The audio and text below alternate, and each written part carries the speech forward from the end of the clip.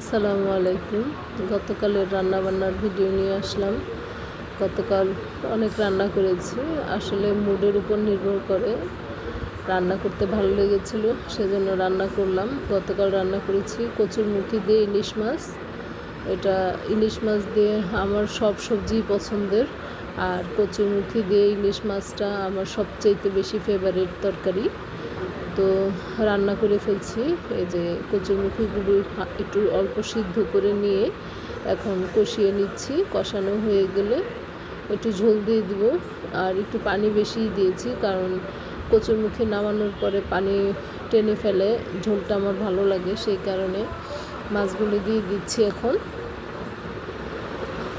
তারপরে ঝোলটা একটু কমে আসলে কচুরমুখী সিদ্ধ হয়ে গেলে ভালো মতো এবং মাছের ফ্লেভারটা ঢুকে গেলে তারপরে আমি নামিয়ে নিব। এই যে আমি এখন দেখছি যে সিদ্ধ হয়েছে কিনা। আর এই পাশে আমি রুই মাছের ডিমগুলো ভেজে নিচ্ছি। ডিম আসলে আলাদাভাবে করলে কেউ তেমন খায় না, সেই কারণে আমি একটা টিভির ব্লগে দেখেছি যে ওরা সবজি দিয়ে ডিম ভাজি করে খায়। তো আজকে আমি সেটাই করেছি। ঘরে কিছু সবজি ছিল, সবগুলো সবজি কুচি করে তারপরে আমি ওটার জন্য রেডি করেছি। আর এই চুলার মধ্যে আমি বেশি করে পেঁয়াজ ভেজে নিচ্ছি। এখানে আমি লবণের ইলিশ ভুনা করব। পেঁয়াজটা ভালো করে ভেজে নিই। আর এই যে আমার সবজিটা মোটামুটি হাফ হয়ে গেছে। এখন আমি এখানে ডিম দিয়ে দিব, রুই মাছের ডিমটা। এটা আমি আরেক দিনও করেছি, ভালো লেগেছে। আর ডিমটা আসলে খাওয়া হয়, সে কারণে আসলে এই বুদ্ধিটা করা। এই যে এখন ধনেপাতা দিয়ে দিলাম, ধনেপাতা দিয়ে একটু হালকা নেড়ে চেড়ে এটা হয়ে এসেছে, নামিয়ে নিব।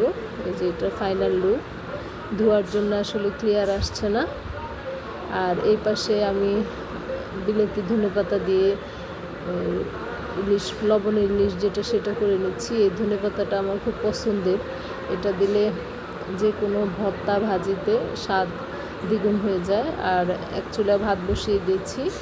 আর এটা হচ্ছে একটা বোম্বা মরিচ, যেটা আমাদের খুব পছন্দের। অনেকগুলো বোম্বা মরিচ নিয়ে এসেছি সেদিন চারাগালি থেকে।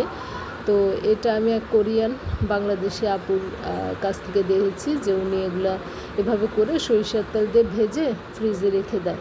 তারপরে আমি সেটা দেখে আজকে করলাম, দেখি মরিচগুলো নষ্ট হয়ে যায় এমনি, তাইলে রাখি। আর এটা দিয়ে আমার রান্না শেষ। এই যে আমি চুলা ক্লিন করে তারপরে একটা লুক নিলাম। যদিও আমার রান্নাঘরে এখনও বক্স করা হয় নাই, আমি ক্যাবিনেট করব, ওটা করা হয় নাই, ওইটা সামনের মাসে করব। সে কারণে রান্না